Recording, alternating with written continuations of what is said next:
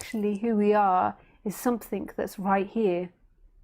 So if you've ever noticed, you've always been here. There's always been this moment. You've never actually managed to obtain the past or hold on to the past or get to the future. You've always been right here, right now, this alive presence that's looking at itself, that knows itself.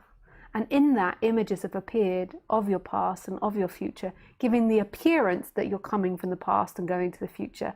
But actually, the past and the future are like two black holes that you don't know, that are an absolute mystery.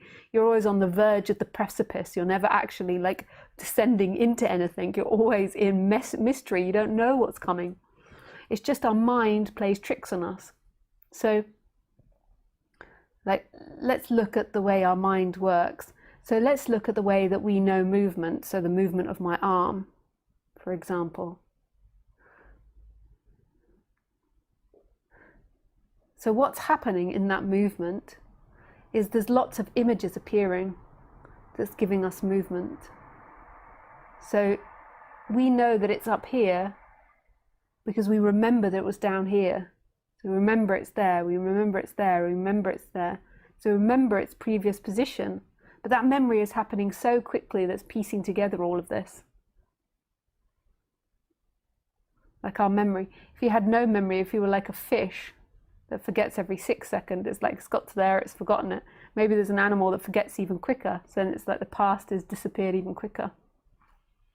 So our memory is filling in the gaps. So we know that movement by the memory of the position here, here, here, here, here.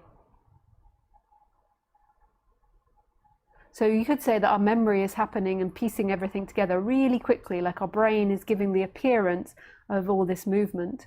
Like to another animal that has different senses or different experiences, I'm sure this world is completely different. Completely different. Like to a snake, this world is something else. To a dog, this world is very different. So what's the point of knowing that? The point of knowing that is remembering who you are beyond this story of who you are. So it's remembering who you are beyond this image and idea of you that you're always retelling yourself, always identifying with. So what's here beyond all of that? So you're identifying with this, like, so say this is the human life, you're identifying with something that's not here. Like you remember that your life down here, and then your life comes up to here and you remember it and you're holding it in your imagination together as if that's you looking out of your eyes now. That person that came from the past is looking out of my eyes. But that's not who's looking out of your eyes. There's an innocence here that is not a thing and everything. It's not anything.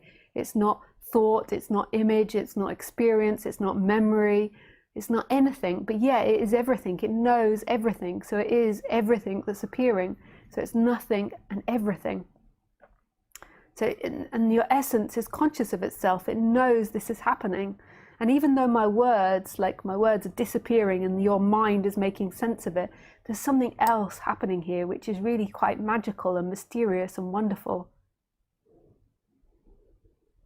It's not something you can grab onto. Your mind is like, oh, where is this? Where is this no place that's every place? Where is this consciousness or aliveness or energy, whatever the teacher expresses it to be? But there's no place to hold on to. You can't grab hold of it. It doesn't have a solid form. It is nothing appearing as everything. So you can't understand it. The mind understands matter, understands things, understands comparison. But this has got no comparison. This has got no opposites. This has got no things. It is no thing, which is everything. The mind's like,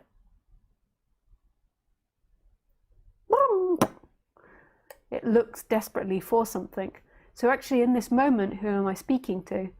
So the mind, the intellect thinks that I'm speaking to you, or the identity thinks that I'm speaking to you, and you're someone sat there in relationship to me. But in this moment, in this instant, who am I actually speaking to? Right now.